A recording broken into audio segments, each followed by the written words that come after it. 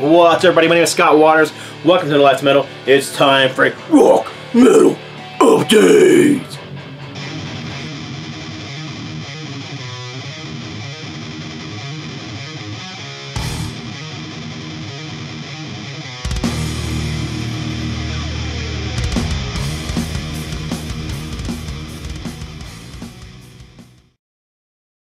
That's right. It's time for a rock and metal update. Gonna be I got quite a bit here, so I'm gonna go through these quickly. Some of these were trades, some of these stuffs I bought. A couple of these were some gifts that friends sent me in the mail. So I'm gonna just get right into it. But very first one, this is DYSTOPIA. This is a trade I made with a friend of mine who lives in Puerto Rico, and he just didn't want this anymore. And I was like, oh, that's cool, I'll take that. And I'm like, what do you want? And he wanted an Ultimatum record, so it was a nice even trade. So MEGADETH's DYSTOPIA picture disc, front, back. I do have it in it is kind of dulled because I have it in a sleeve, but very cool. I like DYSTOPIA a lot. I think it's a very, very good MEGADETH record, and I dig picture sleeves. I mean, I always have, so I don't like purposely go out and collect them, but I do have a lot of them, so I guess maybe I do collect them. This next one is one that was actually a record store day release, and I missed it. I missed actually the first two volumes of this. I ended up getting volume 3, missed volumes 1 and 2, and the prices have just been astronomical, and I wasn't willing to pay that much more than it was selling for on record store day, and that is Cheap Trick. This is the Epic Archives volume 2, 1980 to 1983, and the 70s one is the one that I'm missing, which is unfortunate. Like I said, I didn't get to go to record store day that year. A friend of mine went, and he managed to score a copy for himself, but he couldn't find a second one for me. But you know, whatever. I can't expect him to find me everything, right? So anyhow, I found this one for a little less than what it was selling for on record store day. It was on eBay, and I was watching it on eBay, and nobody was bidding on it. And eBay sent me an email saying, "Hey, this seller's offering 5% off or 10% off." So I went ahead and jumped on it and bought it because it was, you know, like I said, cheaper than I could have got it for a record store day. So very cool. Usually sells now $50 or over. This is the first I've ever seen it for less than $50, so I snagged it. 2-album set.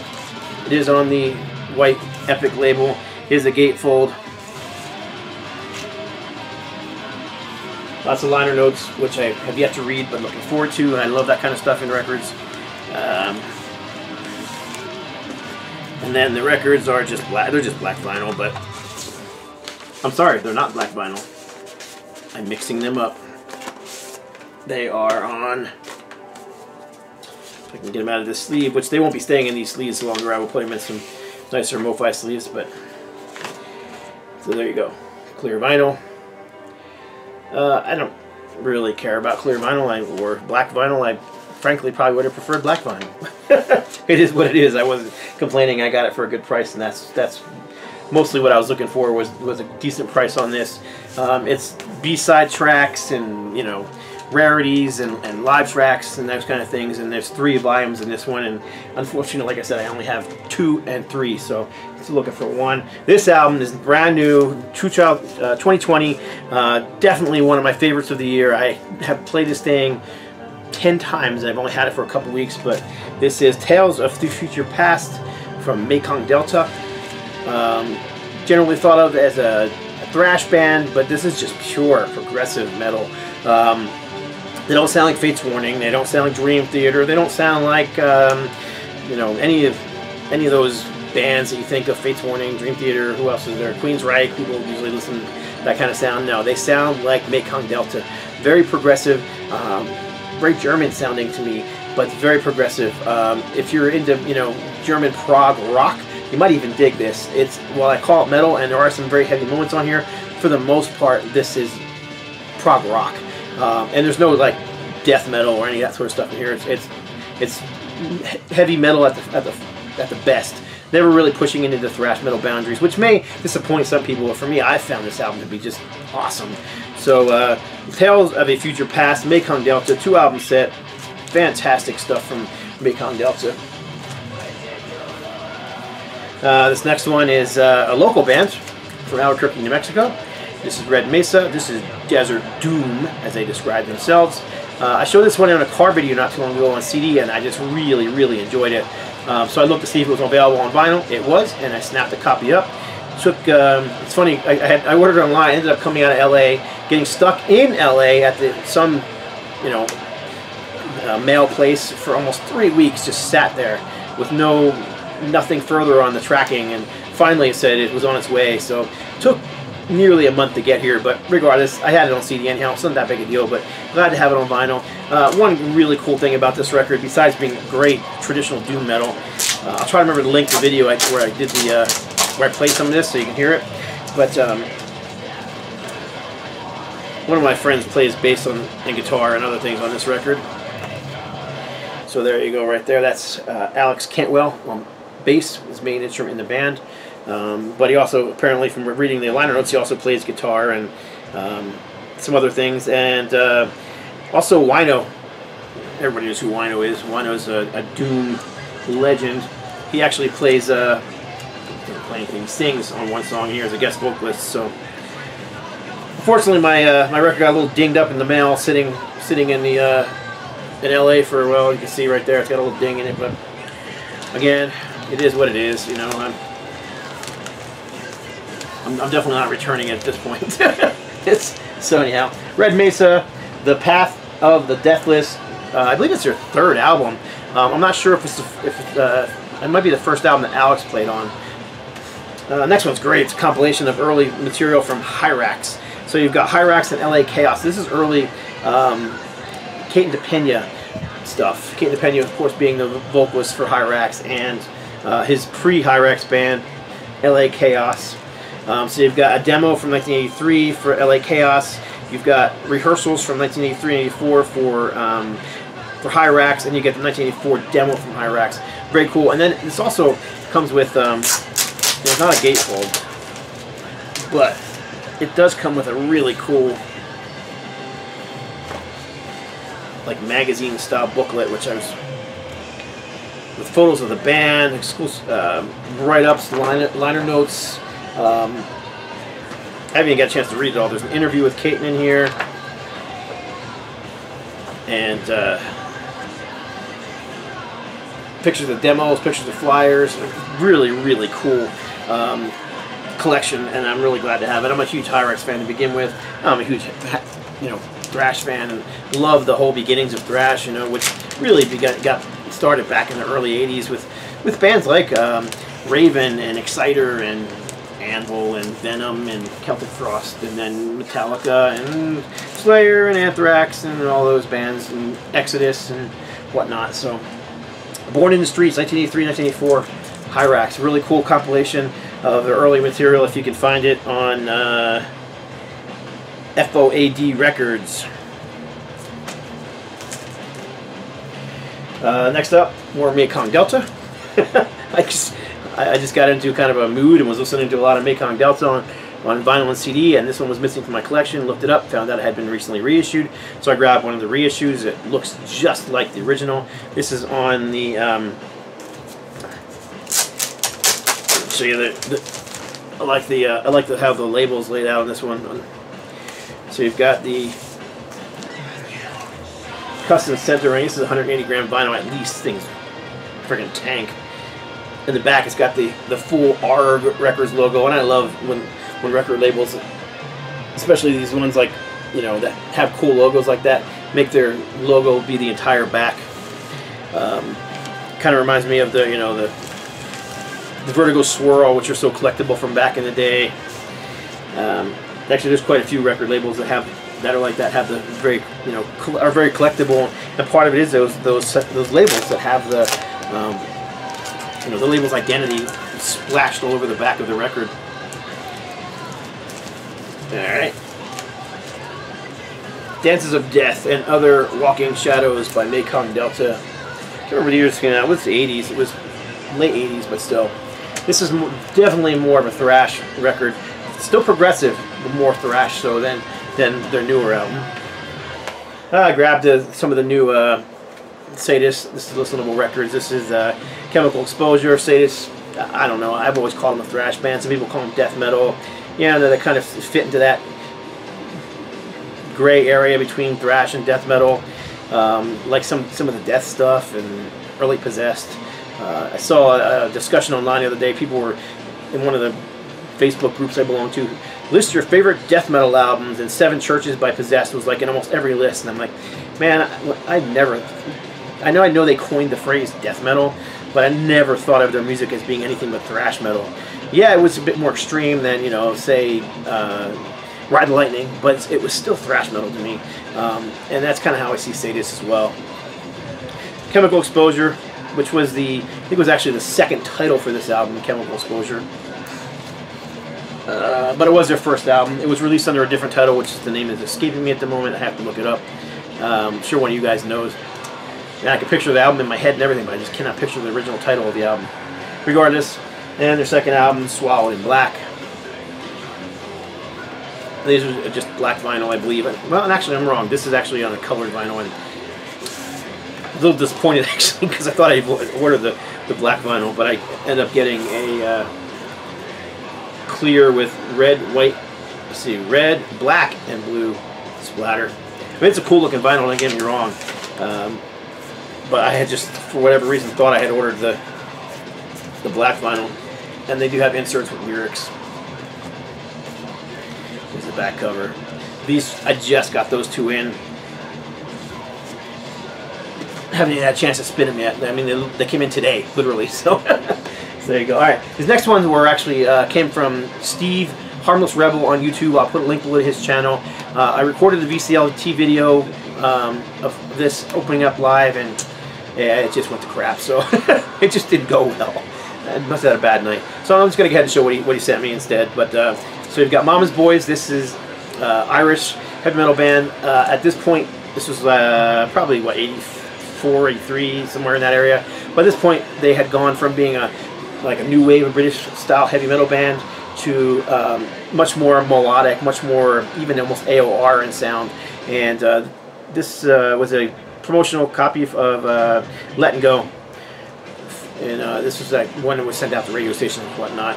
It actually is just a sticker on the front, and it's on the Jive label. It's just a standard Jive label, and it's got a standard Jive sleeve inside of it. But very cool. I collect anything Mama's Boys. I probably got like 20, 25, you know, vinyl records, if not more than that, because I think I actually have like 8 or 9 7-inch singles from Mama's Boys. This is actually an upgrade of one that I already had. My copy was a bit, I don't know, it was a little beat up, but. Anthrax, UTFO, Lethal. This is one of the rap songs that Anthrax did that didn't quite get the notoriety of such as the song they did with, you know, Public Enemy, and the one they did on their own, the goofy one they did as a B-side on their own, which ended up becoming an A-side eventually, I'm the Man. But yeah, this is the song's called Lethal with 80s rap band UTFO, and I believe it was, I don't think the whole band played on this. I'm pretty sure it was just, I think it was Joey Belladonna for sure, and I think Danny Spitz played guitar. As a matter of fact, I know Danny Spitz because part of the song, you can hear him speaking out, Danny, and he plays a guitar solo. So yeah, Danny Spitz and Joey Belladonna. So anyhow, this is cool. I dig some 80s rap. I don't care if you think it's funny. And I dig Anthrax. I have since their first 7-inch came out when they were a local band in my area, and so I'm glad to have it. Anthrax, UTFO, Lethal. This is great thrash metal. Just one I've had an original pressing of on CD for a long time, but this is a reissue of Sabat's Dreamweaver, and this is fantastic. Back on black reissue. And this is their second album. History of Time to Come was their first. I discovered both of those albums at the same time, so I always mix up which is which. But History of Time to Come was their first. Dreamweaver is their second. So we've got custom center rings on blue vinyl, very vibrant blue vinyl. 180 gram vinyl for sure. These things sound fantastic. I'm positive, I didn't actually read the liner notes, but I'm positive this has been remastered. And I wouldn't doubt that it was Andy Sneap himself that remastered it, because these things sound awesome. I mean, they really do. I have to. I didn't compare it to my original CD from, I don't know, I think I got a CD back in the mid-90s. But man, it just sounded so good. Next one, this is Wishbone Ash. one of the original twin guitar attacks in heavy metal. Of course, most people wouldn't consider Wishbone Ash a heavy metal band, and they really weren't. They were more of a hard rock band, no doubt about it. Even for the 70s, they weren't that heavy, but they had that twin guitar attack that Thin Lizzy kind of took and ran with, and they didn't. I don't think Thin Lizzy took it from Wishbone Ash, but it was around that same time that those two bands were using that twin guitar attack that bands like Judas Priest and Iron Maiden were inspired by and you know, made a livelihood out of. So anyhow, this is Raw to the Bone on the Neat label, which is of course everybody knows this. If you're in metal, you know this one. And again, this is one of those ones where the record label is just large and in charge on the center ring. Very cool.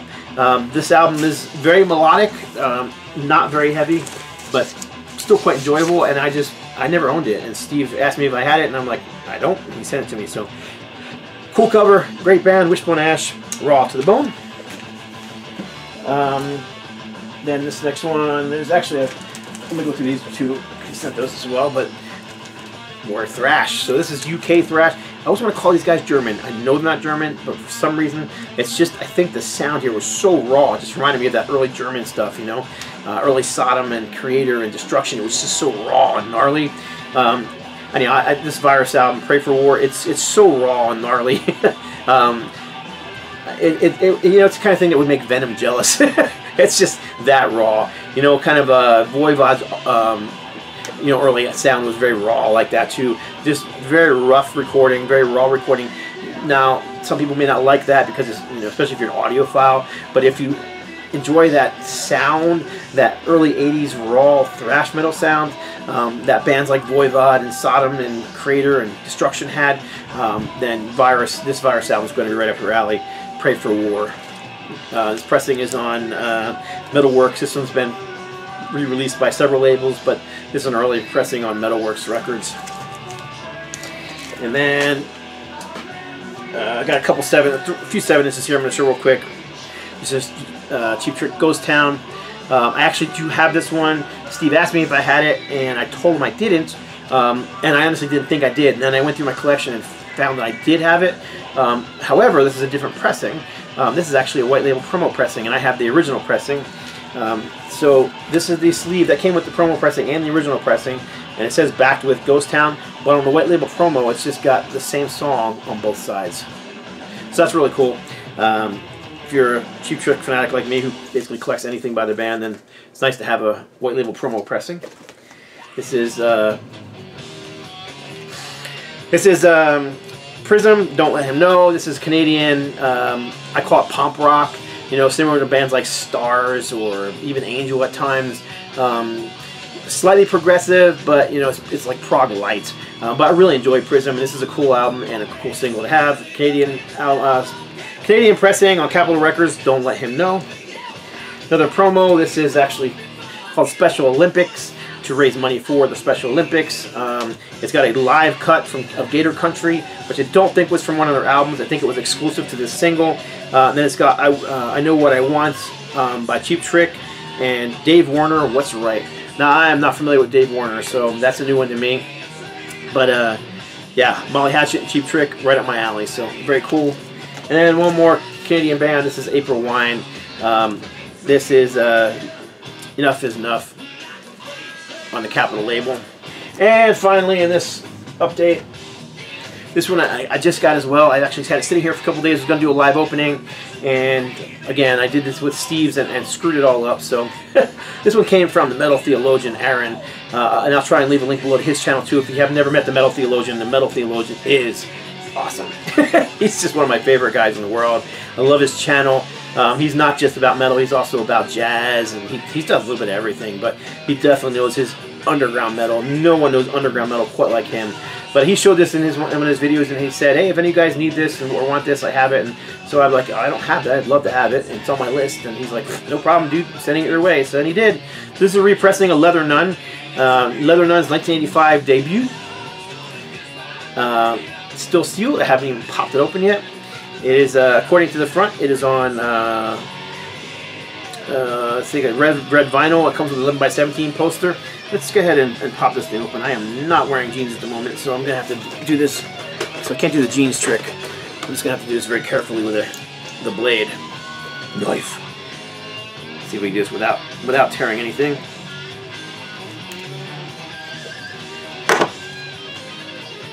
Alright, so what do we got inside here? So here's your insert, liner notes, photos of the band, lyrics. Here's your 11x17 poster, two-sided, and it is on red vinyl. It's very cool. So anyhow, straightforward, traditional American heavy metal. I believe I think I might have said it already. They're from Florida, Jacksonville, Florida. Very glad to have it. So thank you, Aaron. Appreciate it. And thank you all for watching. Appreciate it. Leave a message below, and I will get back to you as quickly as possible. And that's it. God bless. Stay strong.